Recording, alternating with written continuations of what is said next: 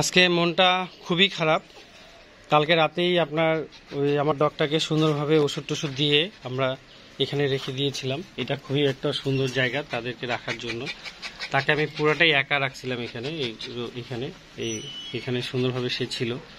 তো আজকে আমি লক করে দিইনি, তো চিন্তা করলাম যেহেতু তার পা সমস্যা, তাই জন্য আমি তাকে সুন্দরভাবে পানি টানি খাইয়ে সুন্দরভাবে পানি দিয়ে সুন্দরভাবে রেখে দিয়েছিলাম এখানে।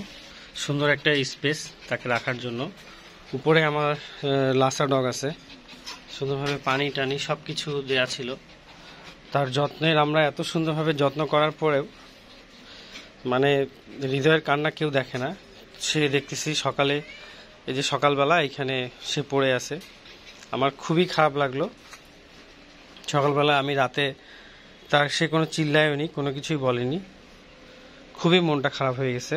মানে এভাবে যে সে খাঁচা থেকে বের হয়ে এসে এভাবে করে থাকবে, সে এত জায়গা থাকতে, পুরো জায়গাটা থাকতে সে কোথাও যায়নি, অন্য কোথাও সে যেতে পারতো, কিন্তু সে এত স্পেস থাকতে আমি সুন্দর পানির ব্যবস্থা করছি। এখানে তারা গোসল করে, খায়, সব কিছু, তাদের কোনো ত্রুটি রাখিনি। কিন্তু সে এখানে এসে পাশেই সে এখানে আল্লাহ তাকে নিয়ে গেল। এত চেষ্টা করেও এত কষ্ট করেও তাকে আমি বাঁচাতে পারলাম না। জানি না আল্লাহর কি ইচ্ছা, কি কারণে এরকমটা হলো। মানে খুবই কষ্ট পেয়েছি আমি, খুবই মন খারাপ। আজকে সে যদি ভালো ট্রিটমেন্ট পেত, তার পাটা যদি জয়েন্ট লাগানো হতো প্রথম থেকে, বা ডাক্তার যদি আসতো, তাহলে কিন্তু তার আজকে এই প্রবলেমটা হতো না। আমি খুবই মর্মাহত, খুবই শকা হতো।